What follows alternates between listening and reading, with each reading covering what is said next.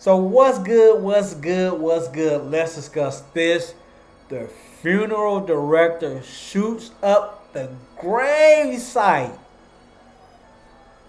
He was mad at the preacher, killed the pallbearer.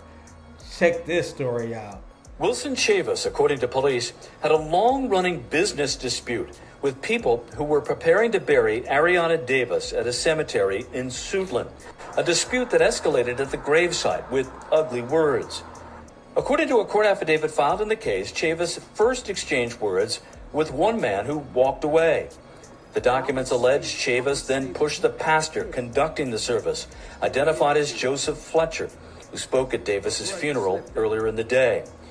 Investigators say Chavis shouted, "This ain't your expletive funeral home," and then tripped over the lid to the grave and fell.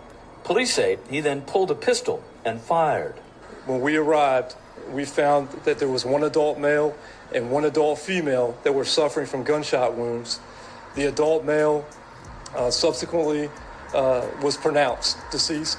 Prince George's County Police have identified the man who was killed here at the cemetery yesterday as Ronald Steven Banks, who was a pallbearer in Ariana's funeral. Ariana's mother tells News 4 that Banks was a good man who had stood by the family since Ariana was killed. She says the woman that was wounded is a cousin.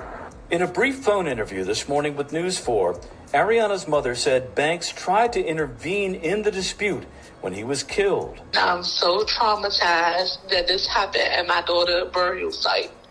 I didn't even get to lay her down, even to put her in the ground, and another incident happened. This is so traumatizing to me, my children, my whole family.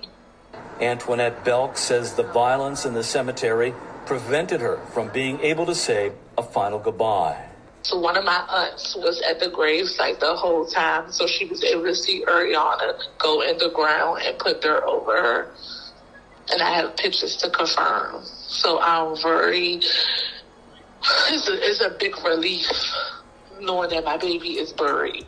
Wilson Chavis was taken into custody during a traffic stop and, according to police, admitted his involvement in the shooting. New details about a deadly shooting at a Prince George's County cemetery yesterday, and a heartbreaking conversation with the mother who was simply trying to bury her 10-year-old daughter.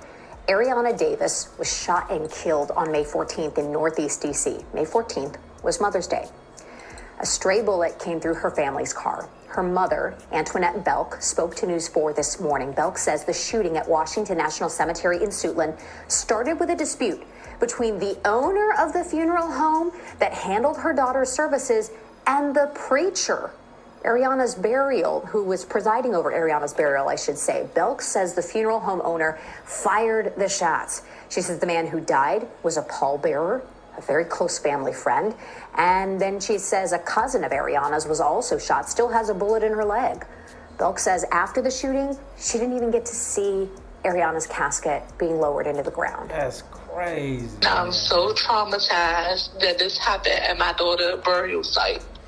I didn't even get to lay her down, even to put her in the ground, and another incident happened. This is so traumatizing to me, my children, my whole family. It's trauma after trauma. I don't think there's any mother that hears that and doesn't want to reach out to her and hug her. Belk says this man, Ronald Douglas, is the one who was killed yesterday. She says Douglas tried to stop the argument.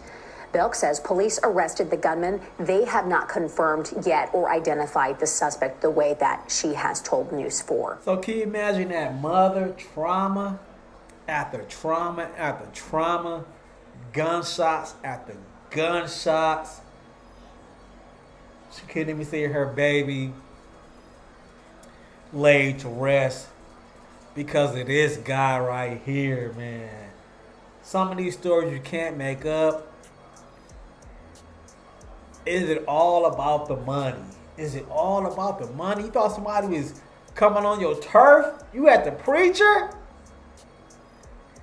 Crazy. Let me know what you think. I'm out of here.